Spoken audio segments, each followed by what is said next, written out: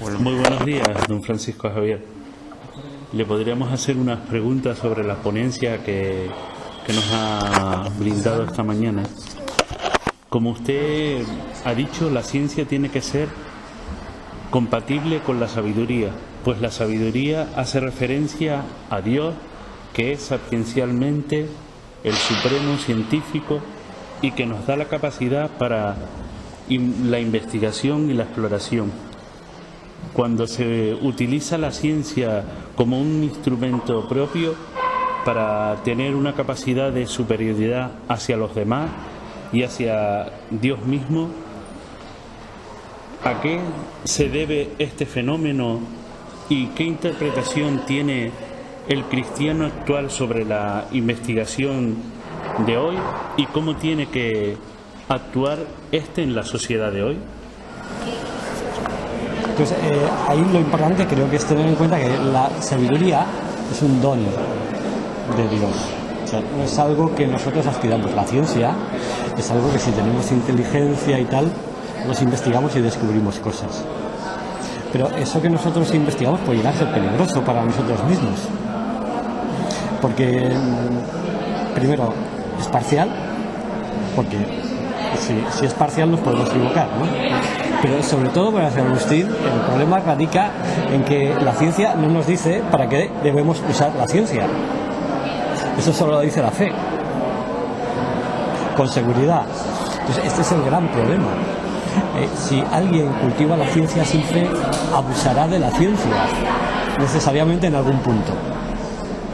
Si tiene fe, no, pero no porque sea muy listo, sino porque Dios le enseñará por la gracia a usar la ciencia, le ayudará a descubrirla.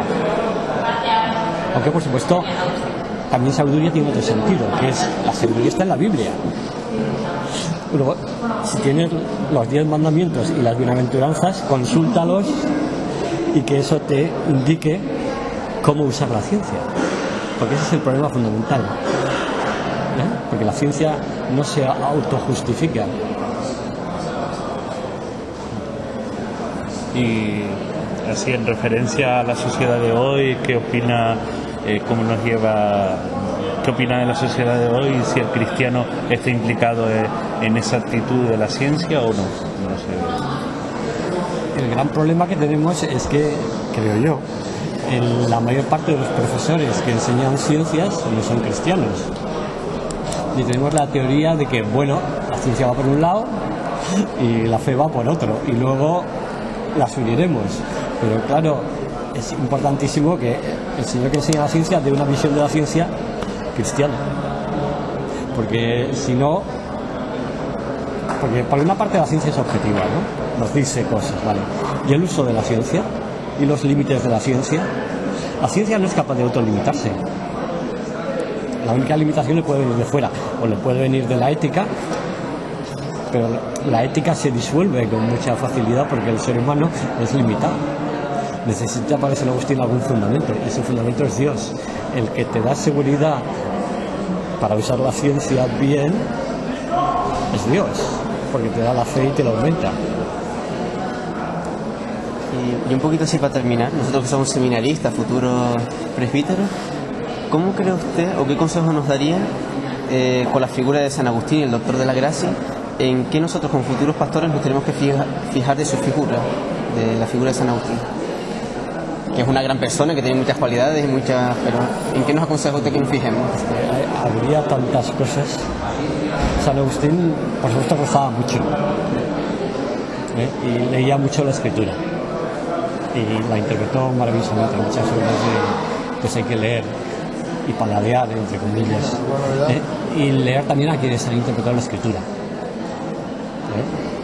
San Agustín vive en un tiempo en el que hay poca interpretación, pero es un tío muy original, que conoce también muy bien la tradición patrística. Entonces yo lo que os aconsejaría es leer mucho a los padres de la Iglesia, directamente, intentar, y la Biblia también, claro.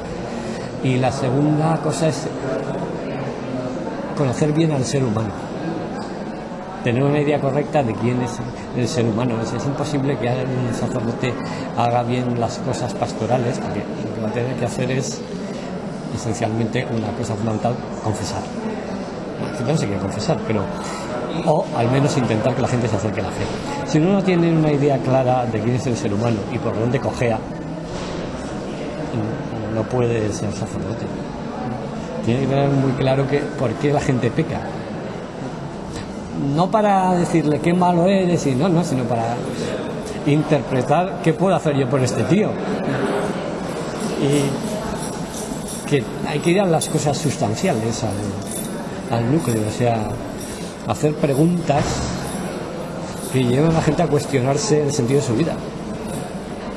Si tú no haces este tipo de preguntas, obviamente nadie se va a convertir. Son muy necesarias, creo yo, en el mundo moderno, porque el mundo moderno cree que puede vivir sin Dios.